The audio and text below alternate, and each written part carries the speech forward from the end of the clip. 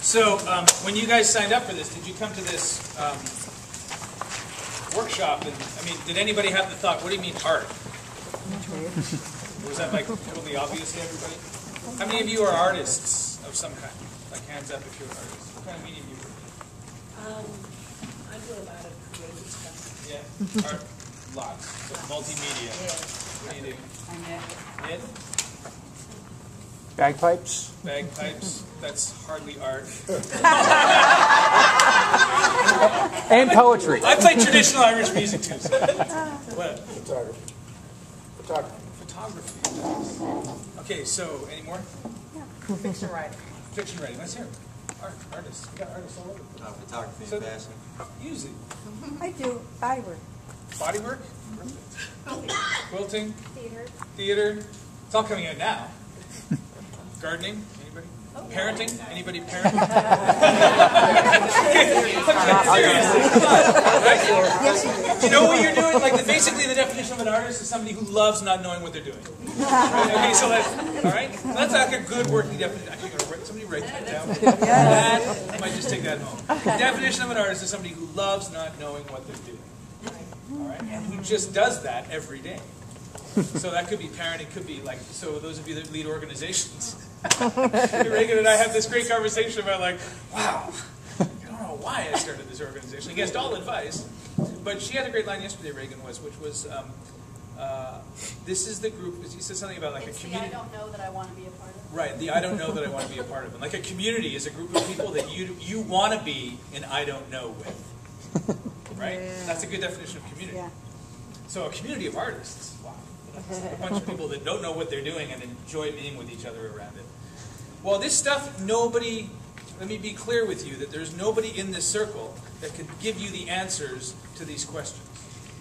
There is no angel that parachutes into the middle of it. Oh, all you have to do is this, and everything will be fine, right? If there was such a thing, everything would be fine by now. God knows there's been a lot of people asking for it, you know. So that stuff doesn't show up. So basically, this is a practice. Okay, so I'm going to invite you. Hosting, participatory leadership, facilitating conversation is a practice. Okay, so you're never going to get perfect at it because everything always changes. Yeah. Right? But to do it intentionally means that you can always get better at it. Okay, and any of you that know that you're a musician, like you don't take practice photographs.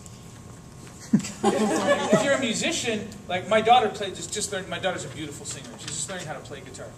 If anyone wants to hear a song of my daughter that she recorded, I'll happily play it for you. I'm a little proud of her singing. But she's just learning how to play guitar. I've played guitar for 35 years. It's hard for me to teach her how to play guitar because it's kind of like an extension of me. And she will look at me and go, how do you do that? And I'm like, I don't know. I'm not even sure what I'm doing.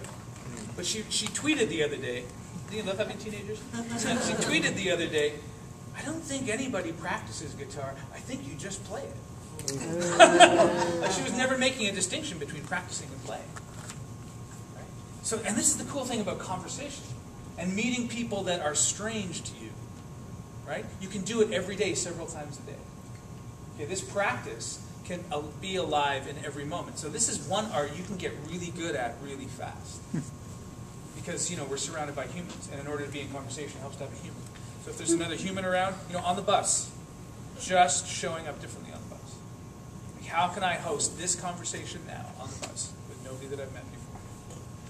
When you're getting a coffee, you know, one of my favorite things to do is like go to a coffee place and there's like 1 million people in the morning, and the person has been there since 5 a.m. and she's like completely tired and everything. And just try this sometime. Just go in and go, like, go to the counter and go, take a minute. Take like 5 deep breaths, pretend you're looking for something, and I'm the awkward customer that has to take up your time. So in other words, I'm just like giving her a break. And she's you know, it's like someone says, can you hurry it up? I'm helping this customer here. So you can host that, right, anytime. So it's like finding places to practice. So this is an art, the art of hosting. Okay? And it's kind of like, if you want the back of the envelope version of what it looks like, here it is on page 45. This is the swiftest way we know to talk about what this practice is. And this is my invitation to you to step into it as a practice. So be careful asking how questions. Okay, Okay, always be careful. In complex systems, I want Oh, I'm that back. sorry. I want that back. You want it back? Yeah, bring it back, because it's important. In complex systems where there's chaos and order dancing all the time, the how you get now is not the how that's going to help you later. Right? You're going to need another how later. So a how question is good as long as you don't get too tied to the results. Right? How do I get my resources between me and my possibility? Oh, I step this way. But now how do I get myself? Oh, I have to go all the way around the other side. Okay? You follow what I'm saying? Okay. So here are the practices. So we call this the fourfold practice. And this came very much out of, there are many people around the world that are kind of engaged in a community of practice around the art of hosting. And we ask ourselves a lot of crazy questions about how this stuff works and how to teach it and share it. And this is like one of the fundamental pieces that we've learned. This stuff came out of like sitting around thinking about what are the conditions that make the best conversations we've ever been in. Like when we've actually got somewhere. When we've talked, we've found new things, and we've implemented them, right? That's the holy grail, right? Like good talk, like people knock meetings for just being, doesn't go anywhere. So that's not the kind of meetings we're interested in. And we're also not interested in just action for the sake of action, because that leaves a lot of people scattered on the sides of the road, right? So it's kind of about, the chaotic path is about, yeah, bringing everybody together and us moving forward together wisely, as Lena said. The first practice is to be present. If you can't show up and be present, you're not going to do anything else. So that's where it begins, to be present. So in any moment, when you come to meet with somebody, when you come to create a space, create a little bit of conversation, if you show up and it's like, Dwayne, how you doing? Look, it's good to meet you. It's really nice. Or Sean, sorry, Sean, whatever. Yeah, that's your name, Sean. Yeah, it's nice to meet you, man. It's really good. I'm glad you're here. It's a totally different experience, right, than going over to Abby and it's like, hey, thank you for the Aikido book. My pleasure. And I would love to practice some Aikido with you. Let's do it. Yeah.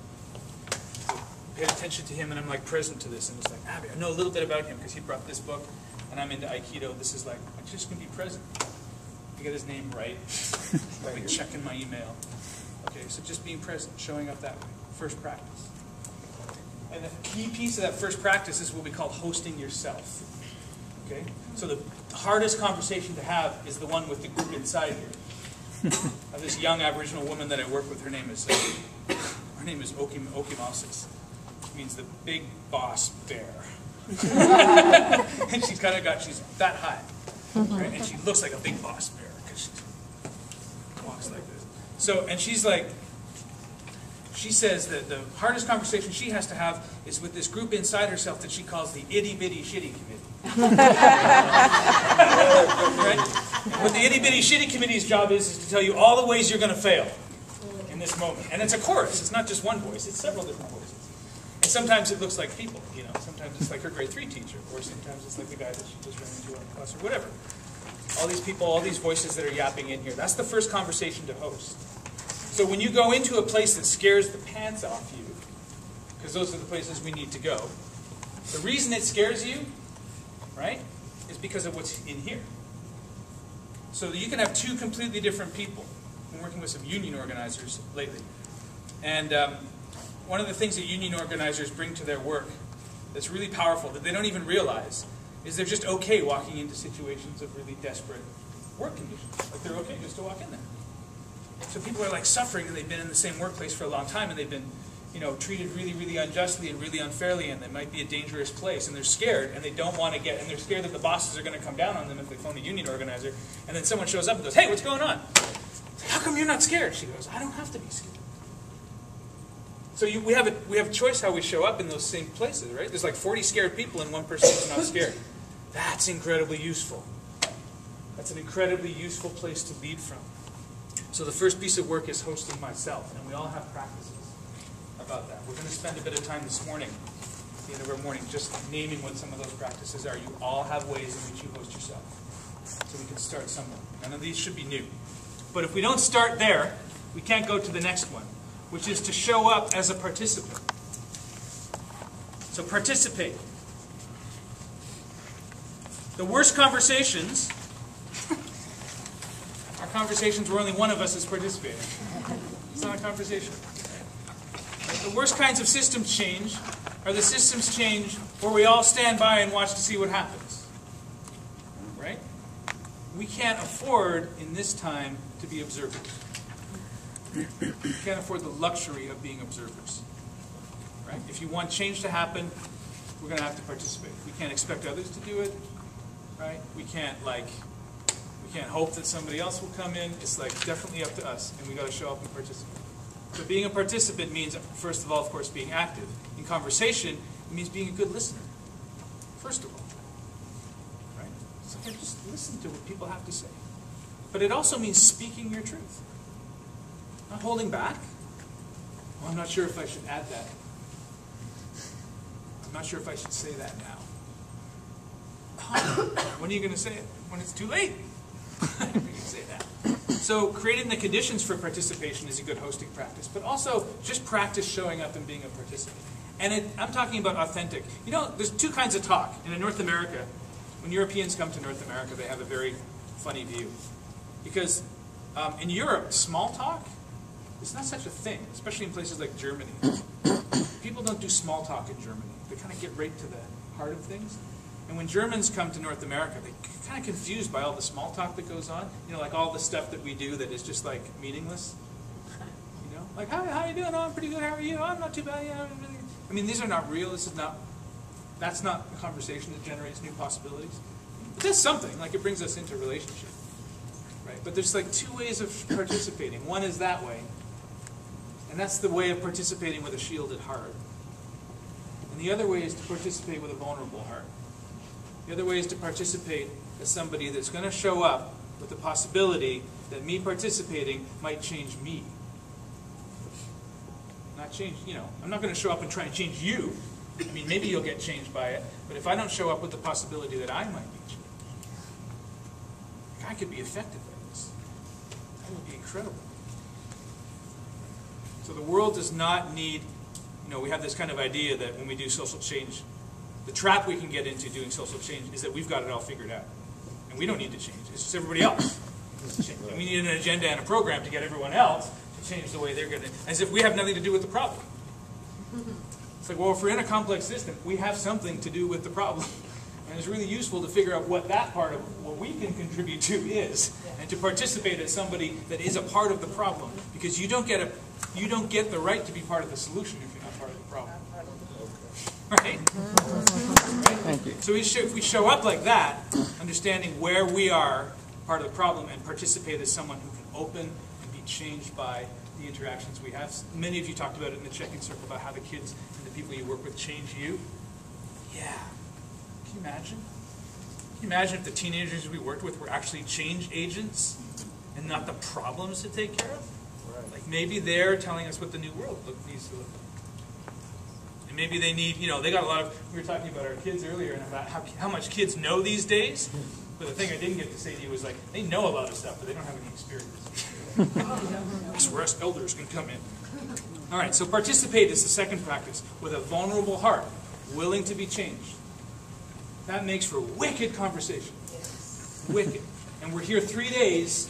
I invite you to practice it here. Good safe space. Okay? Because let's, you know, take your point. Like, let's practice it here. Where we can, you know, it's safe enough. Might not be completely safe. Safe enough for you to be vulnerable and see what that feels like. When you show up like that and you're curious, you bring a question, you bring curiosity, you can no longer judge others. Curiosity and judgment can't live in the same mind. Sorry, judge. But a curious judge is not a judge doing judging, but a judge doing curiosity. You can't be curious and judgmental at the same time. It's just like fundamentally impossible. These two thoughts do not occupy the same space. So the more curious we can be, the more we can show up as participants. The more judgmental we are, the more we distance ourselves from everybody else and make it everybody else's problem. Or come with our half-baked solutions. Yeah.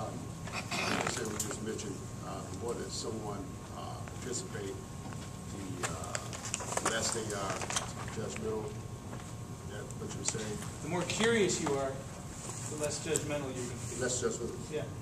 But it seems like that's the opposite. That's out. Yeah. Which helps to engage the problems that we have in our society. So how do we engage them in that? Nice. With questions. Right? So with questions. So we come to situations going, wow, this is all screwed up and we got to fix it. Is you know, that'll make something happen. right? But that's less participatory and inviting than showing up going, what's going on? And who else might have the answers? Like, I'm really curious. Like, you're not going to get somewhere new by just doing what you already know how to do. Right? So you've got to be curious about who might also have the answers that we need to bring in. That's part of the art of hosting. So to be curious about that means suddenly you see possibility, suddenly you see resources and all kinds of things. Okay? Third practice. Contribute. So contribution, this makes you a learner. You can see how that goes on the little cycle. Becoming a learner. You show up present, you start participating, you become a learner. But when you contribute, suddenly the possibility emerges that we might be a community of learners. And what do I mean by contribute? Well, I mean actually issuing invitations. I mean hosting space. Like, all of us can contribute to the quality of the space between us. We all have that responsibility. So how many of you have showed up at public meetings before? The kinds where you have the leaders on the stage at the top? Actually, those are, the way I talk about these is, like, those are like targets up there. And then you have rows of chairs, right? And sitting in the rows of chairs are what we call ammunition. Right? And then in the middle of the floor, you've got microphones, and those are the weapons. And that's what happens. It's just like a shooting gallery, right? So that is not the kind of co-creative hosting we're talking about, right? That does not get us anywhere. And you sometimes have a moderator, which is the stupidest word for it. It's impossible to moderate anything in a shooting gallery. Right? So the moderator's job is apparently to maintain the quality of the interactions between the individuals. But the physical space is just set up to be completely different. Right? So it's all about, like, making a contribution means caring for your role in creating the space between us. We all have that role. You know, we talk about the system is broken. Okay, who is the system? Like, where is the system when everyone goes home at night? Where does the system go? Goes home with me. Totally goes home at night. Like, right? 5 o'clock, everybody goes home. The system actually stops working. It's like there's no monolithic thing there.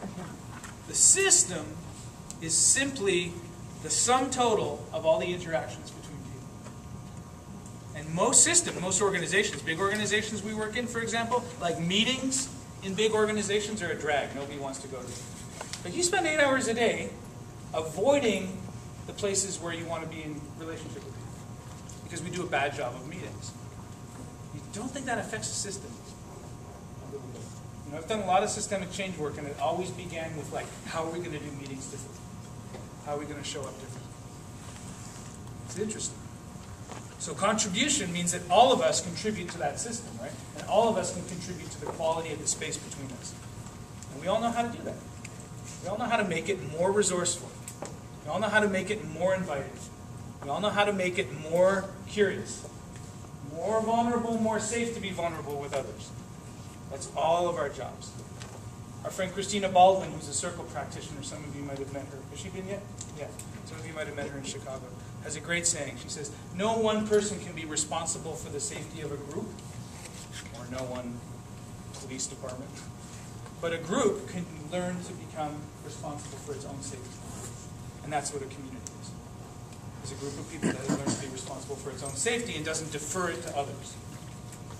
So that's the contribution piece, yeah? Does that make sense? That's the third practice.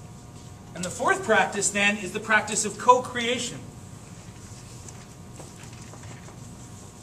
And the practice of co-creation is really simply the idea that the thing we're going to create that's going to take us out of where we already are, none of us know what that is. If we knew what the answers were, if you know what the answers are to the problems, go do them, please, right? But we don't, because the world is chaotic. It's chaotic, it's shifting and changing all the time. And we need to co-create those answers. Like, one of the fundamental pieces I've learned over the years of systems change, and I'm sure you know it too, is that, I've said it before, is that the new ways of being are not going to come from our old ways of doing things. They are not going to come from getting better at what we already do. Okay? They're going to come from being pushed and teased and moved by the margins, by the edges. world will arrive at the margins. In living systems, systems change because of of where they interact. Where a forest and a meadow interacts is where new life comes from. Where a shore, where an ocean meets a shore is where all the life is. Right? And the edges is where all the life is. So co-creation means opening the space for those edges to come in and influence us. For us to get the answers we need, to get the ideas we need from the edges. Not from what we've always done. So co-creation means I've got to get outside myself a little bit. I've got to be that vulnerable so that we can go in and dive in and co-create something together. Does that make sense? So these are practices, and they have their personal. They begin personal, right? So you start to be present, you participate, you make a contribution, and you co-create. And then it spirals around again, because then you become a community that learns. And then the community can host itself, can show up and be present. And the community can participate.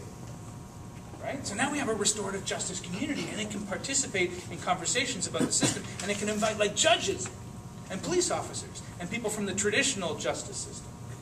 Right? And then we can make a contribution and co-create something together. Because, I mean, it'd be fine and dandy to say we don't want to have jails anymore, but they're going to be with us for a while. Another couple of years, maybe.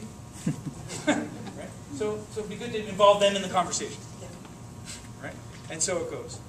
So I want to invite you, let's take 20 minutes, and I'm going to invite you to go into groups of 4. And I want you to be with new people you don't know, haven't met, wouldn't otherwise come across, because we're going to get stuff from the margins now. This is where we go into the margins. And you can take the book with you, grab a piece of flip chart paper from either here or here, and we've got some markers. And I'm going to invite you to sit down with each other and go through each of these 4 practices. And just tell a little story about where you already do this. Because I'm going to make an assumption that we have abundance already in this group, that this is not new to you. You already know how to do this. Okay, and this scheme, this little map, just kind of helps us make sense of stuff we already do. So let's begin with that.